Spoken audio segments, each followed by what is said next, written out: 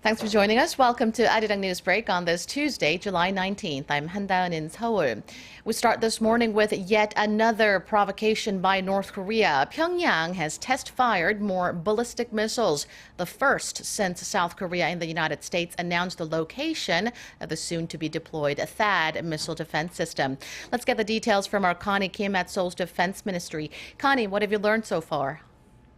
Well, North Korea fired 3 ballistic missiles relatively early this morning in what appears to be a 3-pronged protest against a THAAD deployment, which is aimed at protesting South Korea for missiles like these. So here's what we know. Seoul's Joint Chiefs of Staff says the North fired 3 ballistic missiles from North Hwanghae province between 5:45 a.m. and 6:40 a.m. South Korea time. Now, the missiles flew for up to 600 kilometers before falling into the EC, and the range is significant as it's enough to reach all of South Korea, including the southern port city of Busan. This is North Korea's first test firing since Seoul and Washington announced last Wednesday that they would deploy the THAAD system to Seongju, a lightly populated county in the southern part of South Korea. Pyongyang has threatened a physical response as soon as the location was confirmed.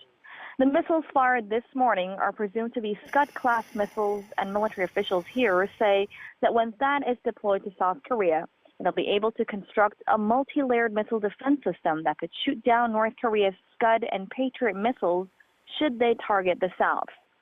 Now, many experts in Seoul say it's highly likely the North will continue its protests against the THAAD deployment, but we'll have to keep a close eye on how this plays out. Back to you, Dan.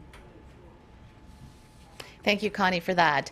Lawmakers have kicked off a 2-day Q&A session of government officials to discuss the ongoing controversies surrounding the THAAD deployment to South Korea.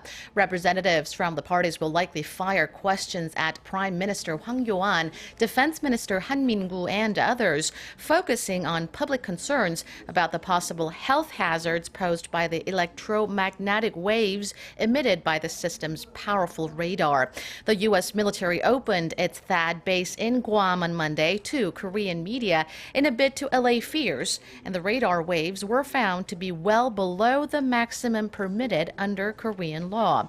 Aside from the health issue, opposition parties will likely voice concerns on how the deployment could severely damage South Korea's diplomatic ties with China and Russia, possibly hurting economic relations as well.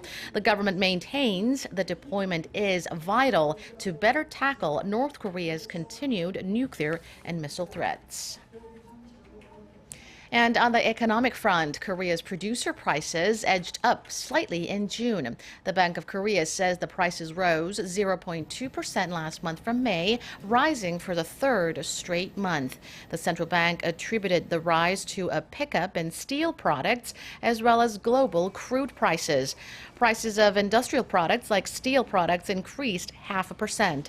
The price of Dubai crude, Korea's benchmark, spiked over 10% in June compared to March. Compared to a year earlier, producer prices dropped 2.7% last month. Now to the latest in the race for the White House. After months of debates and a whittling down off the field to one, the Republican National Convention has finally kicked off. The GOP is set to formally nominate Donald Trump as its nominee for president. For more on what turned out to be a shaky start in Cleveland, here's our Kim Mo-gyun. On its first day, the floor of the Republican National Convention was briefly dropped into chaos after opponents of Donald Trump failed in their attempt to change the rules of the event.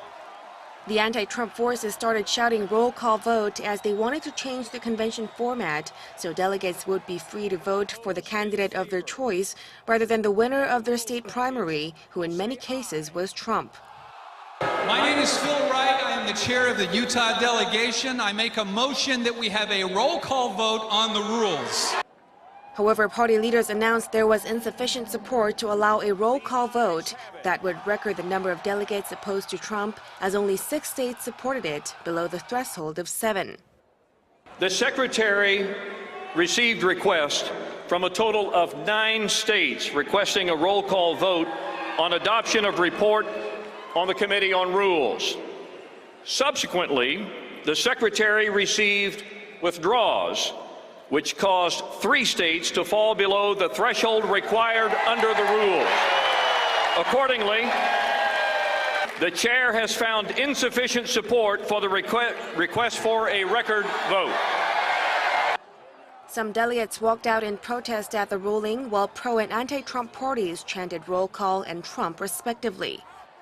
If the delegates had voted, some watchers suggested that Trump might have failed to garner the 1,237 votes needed for the nomination. Kim Mo-kyun, ARIRANG News. There has been another apparent terror attack in Europe, this time in Germany. 4 people have been injured after a young Afghan refugee went on the rampage with an axe on a train near Würzburg in the south of the country. 14 others are receiving treatment for shock. The 17-year-old refugee was shot dead by police. German media reports the attacker shouted Allah Akbar, meaning God is great, as he hacked at passengers. It's believed the attacker, who came to Germany alone, had been living with a German foster family in the nearby town of Ochsenfurt. The attack is likely to heighten anxiety in Germany regarding possible attacks by Islamic extremists. Germany has taken in tens of thousands of refugees from troubled areas in the Middle East over the past several months. That's all for now. Keep it tuned to ARIRANG for more on North Korea's latest provocation and other stories making headlines today. Thank you for watching.